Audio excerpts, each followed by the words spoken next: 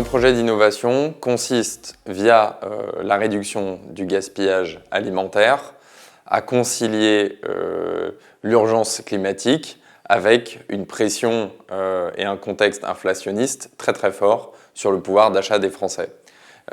Il faut savoir que le gaspillage alimentaire en France, c'est à peu près 10 millions de tonnes de produits perdus tous les ans, pour un coût économique associé de l'ordre de 16 milliards d'euros.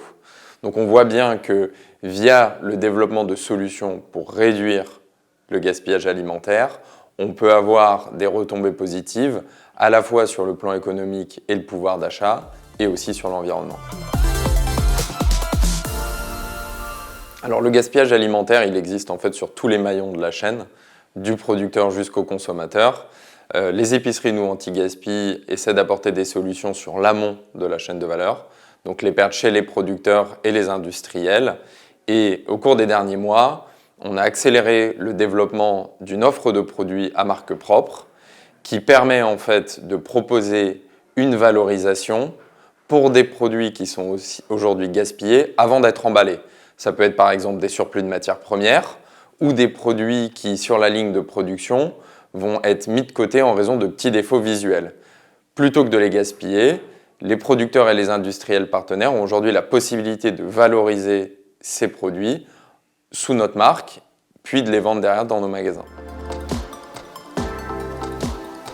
L'année 2023 a été une année compliquée pour l'innovation, puisqu'on a vu que le sujet de l'inflation et la pression sur le pouvoir d'achat des Français a relégué un petit peu au second plan tous les sujets qui viseraient à améliorer l'impact environnemental de notre consommation.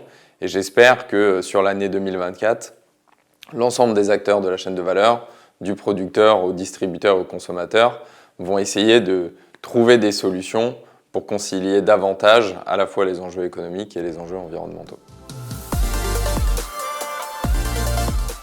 On voit depuis quelques mois une accélération en fait, une croissance de l'attention portée par les producteurs, les industriels et même les distributeurs sur le sujet de l'anti-gaspi. On a vu par exemple le label anti-gaspi de l'État et de l'AFNOR qui a commencé à être distribué aux magasins de distribution. Vont suivre sur 2024 la restauration collective et les entreprises, les fabricants industriels. Et ce contexte, plus les pressions sur le pouvoir d'achat, alors que la réduction du gaspillage apparaît comme un levier très clair pour que le consommateur fasse des économies, ne peut que nous donner espoir sur l'arrivée de solutions liées à la réduction du gaspillage pour 2024.